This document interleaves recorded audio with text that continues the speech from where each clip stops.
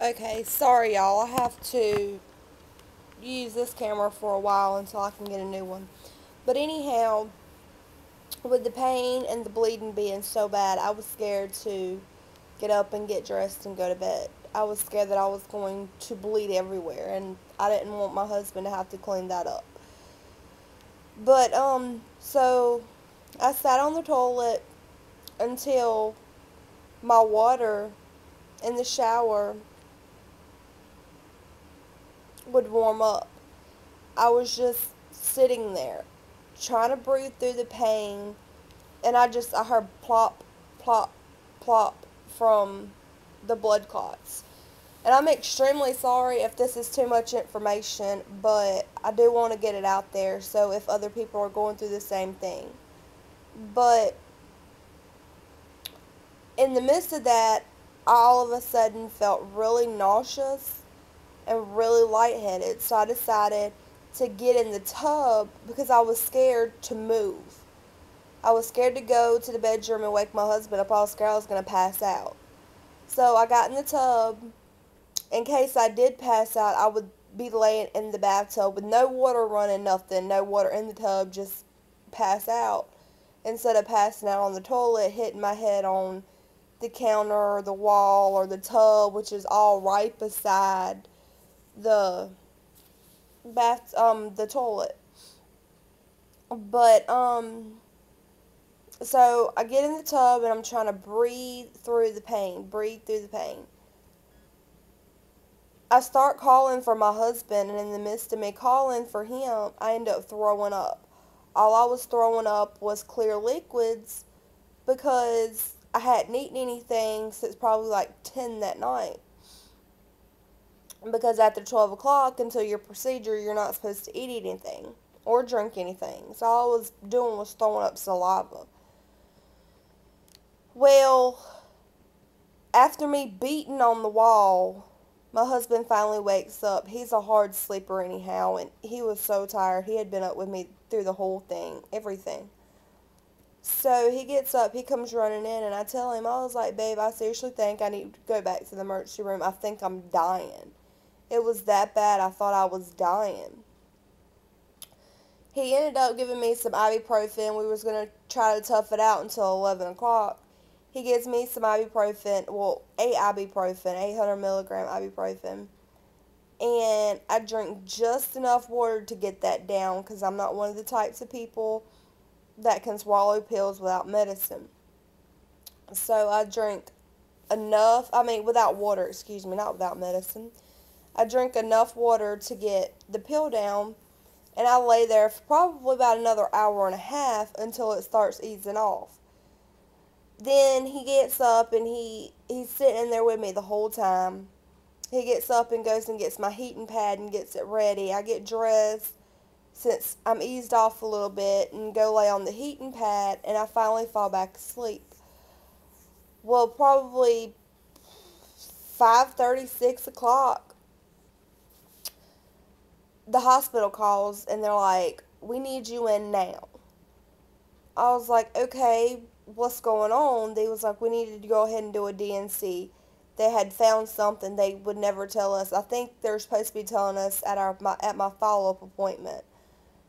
But so my husband had to call one of his friends, and his friend had to get his wife to come and get us, take us to the emergency room, because the day before our transmission on our SUV went out and it was in the shop getting fixed. Just our luck, no vehicle. And my car that my daddy bought me whenever I just turned 16, we don't have any insurance on it, and we have a flat tire on it and no spare tires. So that wasn't going to get us anywhere either. So we end up getting to the hospital, and they take me straight in the back, start my IVs, my medicine and everything. I ended up falling asleep. I don't remember anything. I wake up and my husband's standing over me, making sure I was okay. One of the nurses was standing over me because my blood pressure had went extremely high. And I talked to them. She said that the procedure went well. that I did really good. They were just checking my blood pressure because it kept skyrocketing. So we had to stay there another 3 hours because of my blood pressure. Then they took me to, instead of being in the recovery room after that, they took me to another little recovery room type thing that they watch you for a few minutes. You have to use the restroom and you have to eat something before they'll let you leave.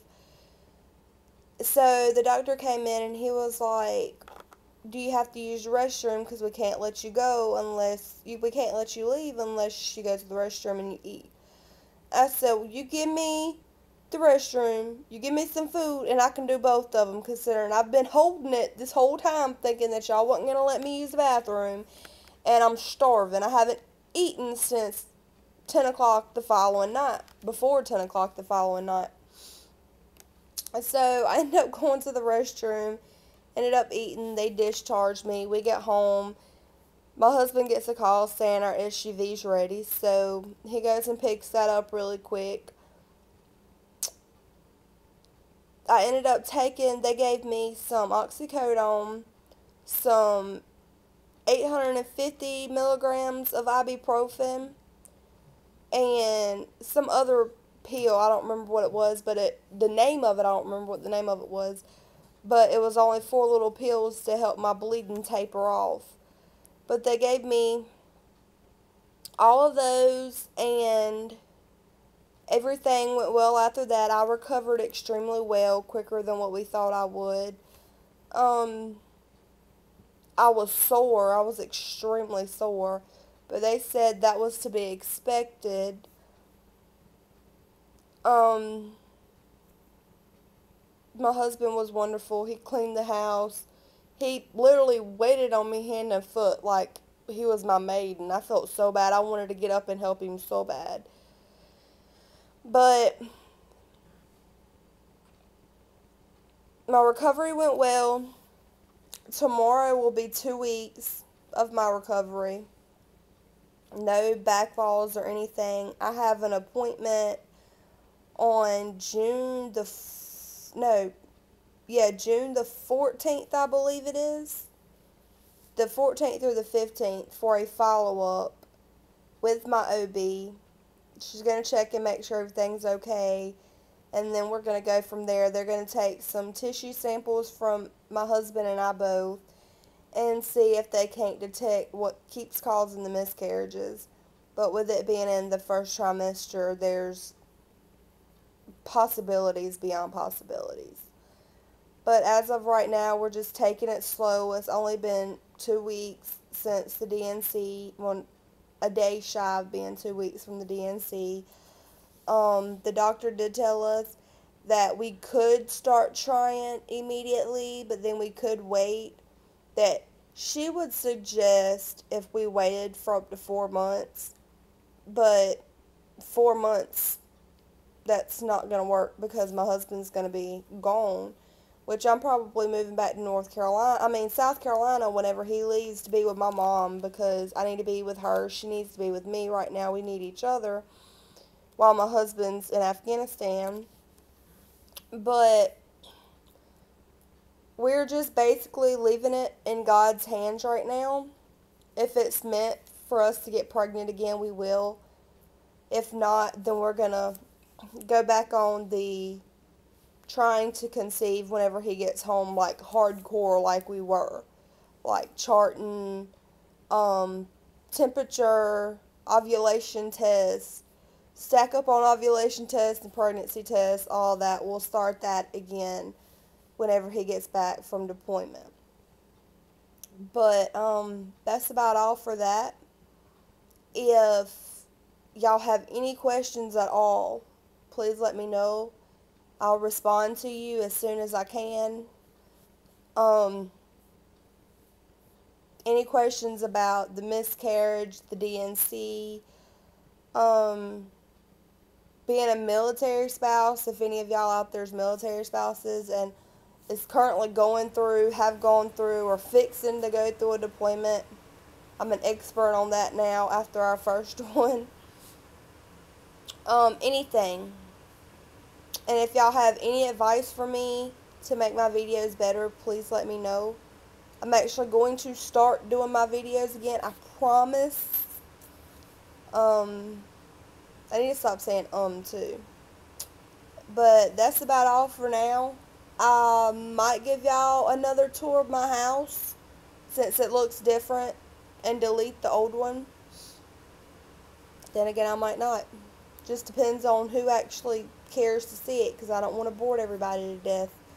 But I'll see y'all later. Bye.